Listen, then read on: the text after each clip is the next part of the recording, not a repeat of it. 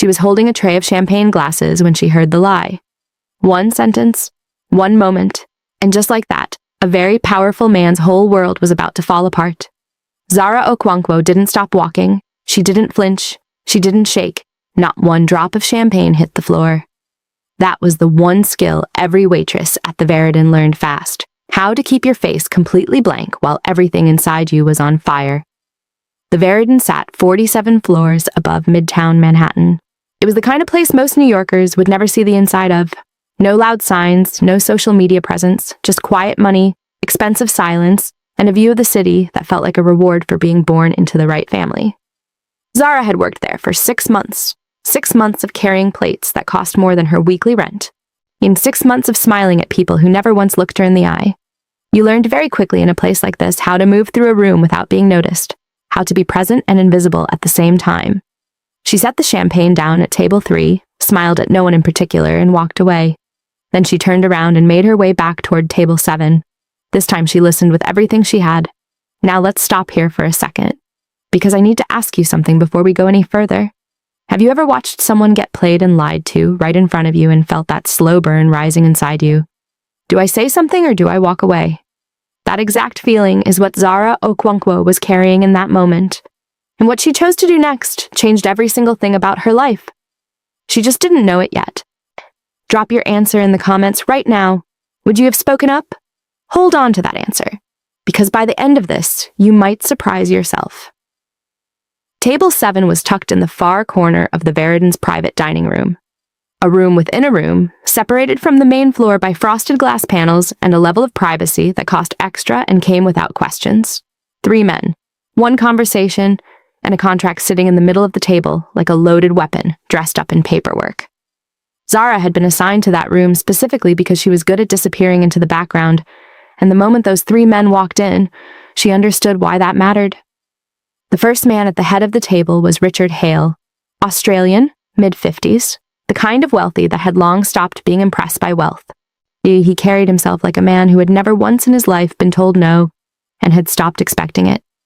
Beside him sat Ethan Voss, sharp suit, sharper smile, the kind of face that made you want to trust it right up until the moment you realized you absolutely should not. And then there was the third man, Kim Jae-won. Zara noticed him the moment he walked in. It would have been impossible not to. He was somewhere in his early 40s, Korean, dressed simply in a dark suit that probably cost more than everything in her apartment combined. He didn't rush. He didn't look around. He moved through the room the way certain men move, like the space already belonged to him before he stepped into it. His aide, a broad-shouldered man named Min, positioned himself near the door without being asked and did not move again for the rest of the evening. Zara took their drink orders. Jae-won ordered in Korean. Ethan translated it to her without looking up from his phone. She wrote it down, walked away, and that should have been the end of it. Just another invisible moment in another invisible shift. But as she turned to leave, Franz Becker, the German contract lawyer seated to Jae-won's left, muttered something under his breath, low, almost to himself. But Zara caught every word.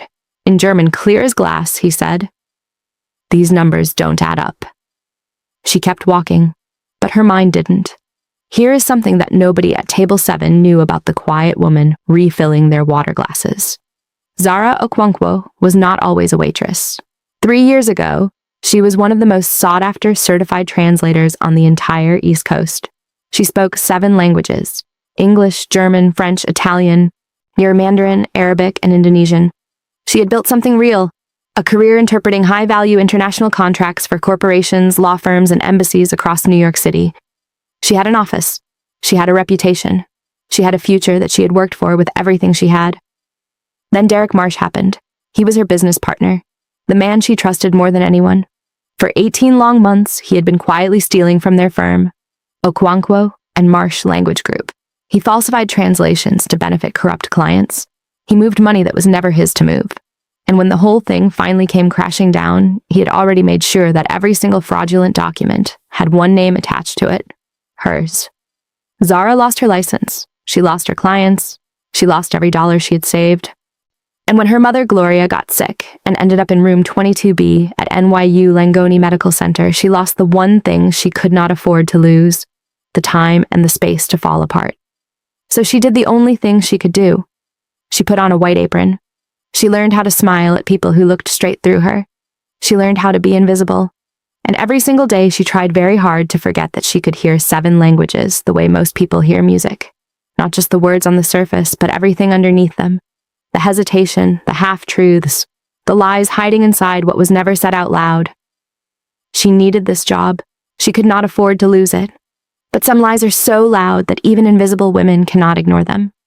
She was back at the sideboard pretending to arrange napkins when Ethan Voss made his first real mistake of the evening. Franz Becker had leaned forward and was speaking again, still in German, still measured and professional, but with something sharper underneath it now. The controlled frustration of a man who keeps raising the same concern and keeps receiving answers that make no sense.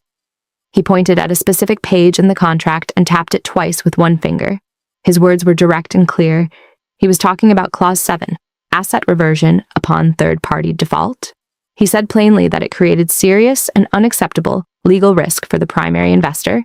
He said he could not in good conscience recommend signing until that clause was fixed. But Ethan Voss smiled his easy smile and told Kim Jae-won in Korean that the German lawyer found the structure of the deal very impressive and was satisfied with the timeline. Zara put down the glass she was holding. Franz spoke again, this time about the profit split. The agreement from the very beginning had been 50-50.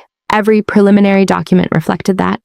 Every conversation had pointed to that number, but the contract sitting on that table, the one Richard Hale was steering Jae-won towards signing before the appetizers even arrived, read 60-40 in Hale's favor.